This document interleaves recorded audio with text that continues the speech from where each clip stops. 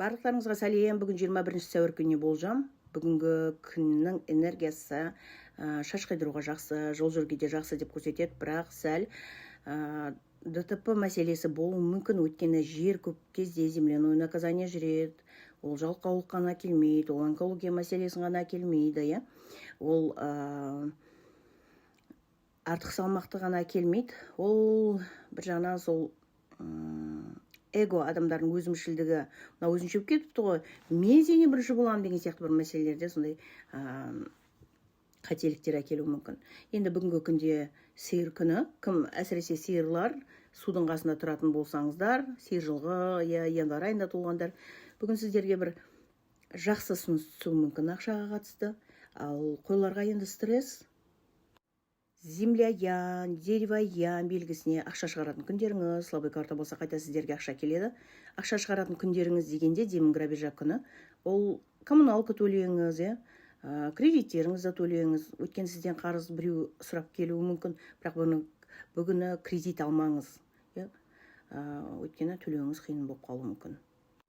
Енді бүгінгі күннің энергиясында жұмыс туралы өзіңіз бастамаңыз. Жұмыстан қашып кеттім келеді, больничныйға қашып кетсем екен деген сияқты бір жұмыстан қашу мәселелері болуы мүмкін. Өйткені жер өте көп болған кезде, осы апрель айында межсезонье болғаннан кейін жердің энергиясы өте көп. Базы бойынша 5-не дейін деп нақты деп айтқанмен 10-на дейін энергиясы жүреді. Сондықтан шаршадым, кәдімгі зорға жүрмін, бітпей қалдым жұмыс істейтін сондай энергия бар.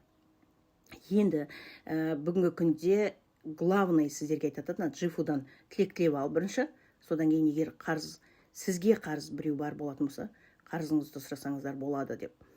Джифу бүгін Юго-Востокта, арқамен тұрып тілек тілеңіздер, сәттілік сұраңыздар, ары қарай қарыздарыңызды сұрасаңыздар беру керек шығар. Енді бүгін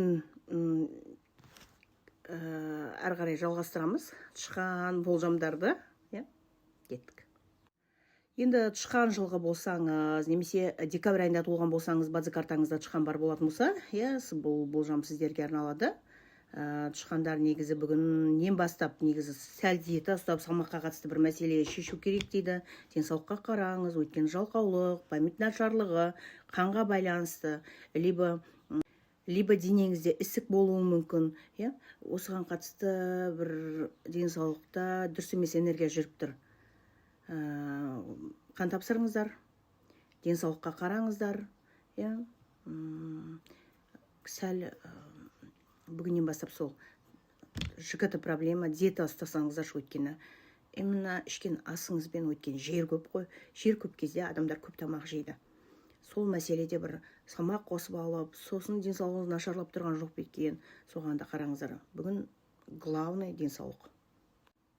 Сиыр жылғы болсаңыз, немесе бас жылғы болсаңыз, немесе январь айында толдыңыз ба, немесе февраль айында толдыңыз ба, әйтеу базы картаңызда сиыр, бык, либо тигр деп жазылып тұратын болса, онда сіздерге арналады. Енді қараңыздар, сіздерге бүгінгі күннің энергиясы өте той, ақша, қуанышқа бір ақша келуі мүмкін, бір мәселелер оңай, жылдам, сонда қуанышпен жақсы шешіледі. Бүгінгі күн сіздерге өте күшті, супер.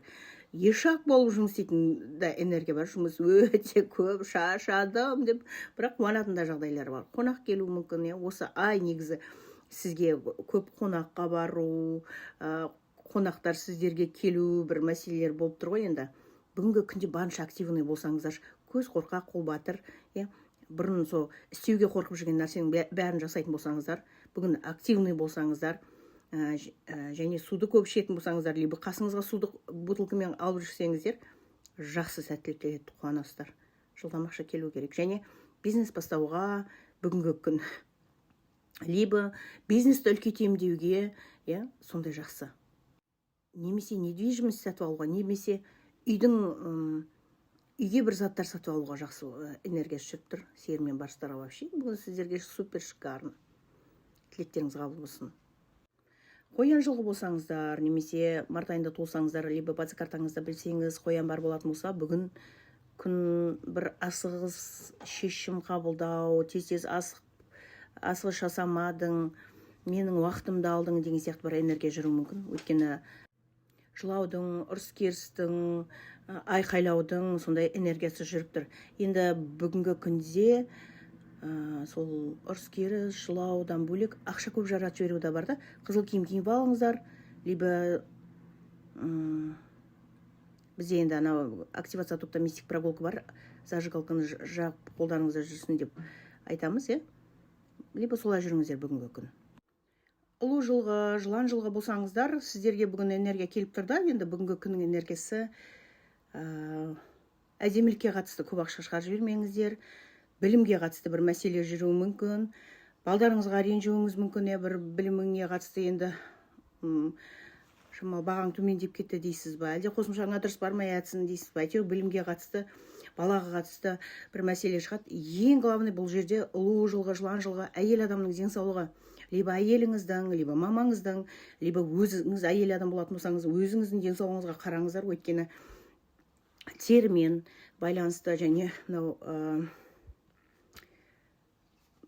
кеуде тұсы, өйткені осы мәселе қозғалуы мүмкін. Және ұлу жылан жылғыларға, либо апрель, либо май айында туылсаңыздар, сіздерге ақша көп жаратып жіберіп бүгін қарыз алып, кредит алып, кейін төлей алмай қиналып қалмаңыздар деп көрсетеді. Абайлаймыз.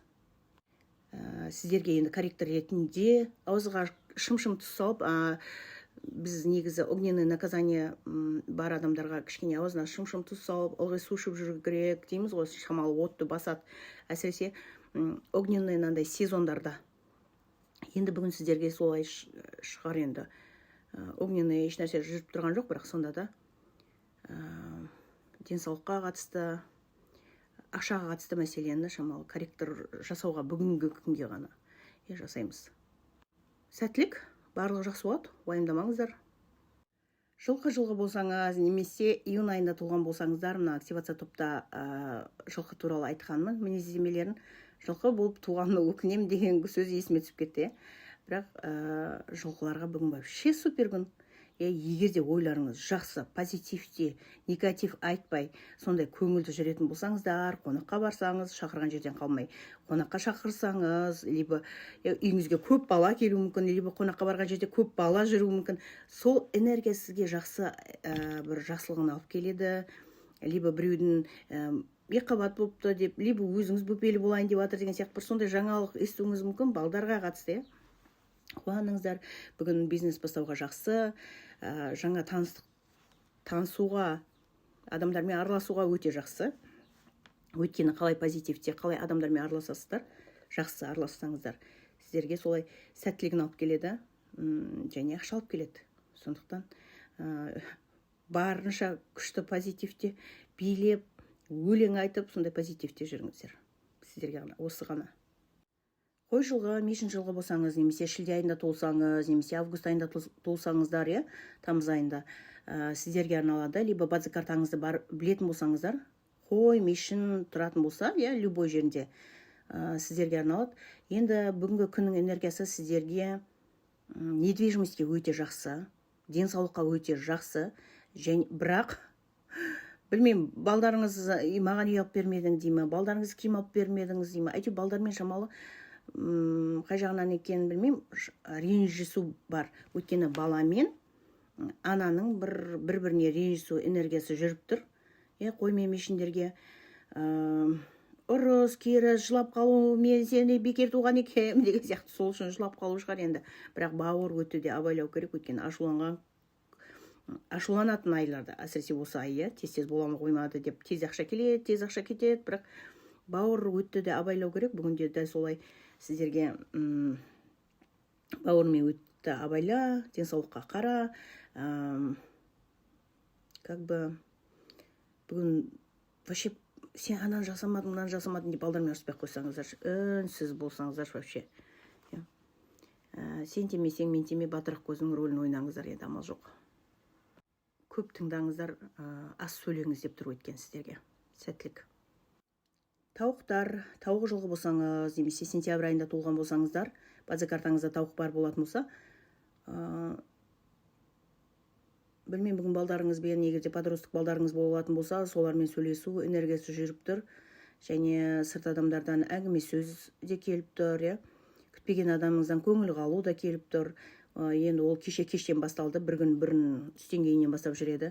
Әлде бір жерде отырып, өзіңіз әңгіме сөз айтып ішімдік ішіп келдіңіз бе, либо осылай айналып келуі мүмкін. Главное, әйтеуір біреуді жамандап әңгіме айтпаңыздар. Бұрыннан бір істеп келе жатқан тірлігіңізге бүгін бағалана ма, кішкене ақша келе ма, сәл ақша келуі мүмкін, бірақ әңгіме сөз құрып тұр дейді да. Бүгін активный болыңыздар,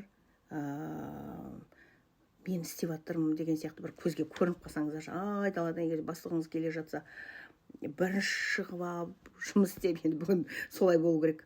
Негізі ондай адамдар өзім жақтыртпаймын дейтін болсаңыз, амал жоқ ол энергия. Зато жұрт сізді сөйтіп неғысында, әңгіме қысында, басқашылай әңгіме қанша. Бастық келсе жылмаңдап тұрып істейді екен мынау деген сияқты.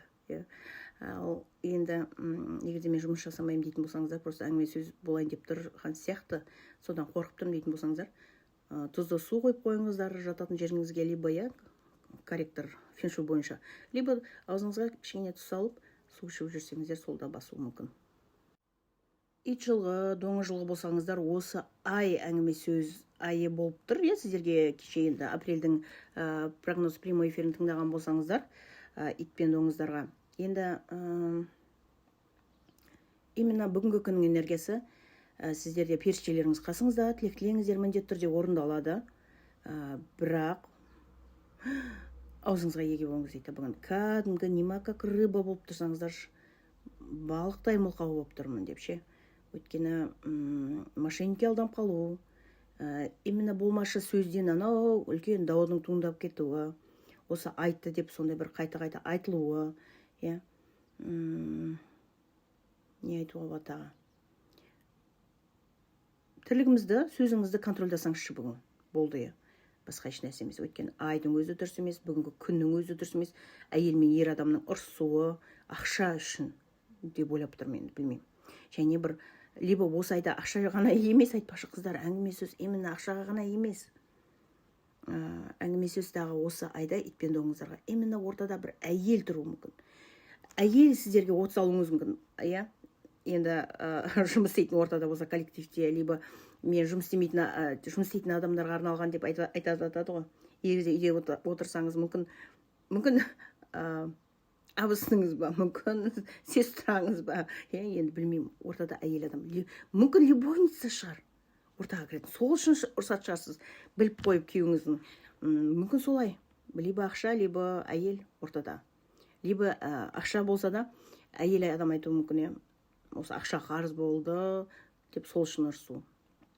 Сондықтан абайлаймыз, бүгін ешкімге алданып қалмаңыздар. Ісіңізге, тірлігіңізге абай боламыз, дисциплинированный боламыз. Сол кезде ғана жақсы шығуларыңыз мүмкін. Енді бүгін Джифу Юго-Востокта, Джифуға тұрып тілек тілеңіздер, сәттілік сұраңыздар. Сосын оңай шығарсыздар деп ойлаймын. Барлығы жақсы болсын.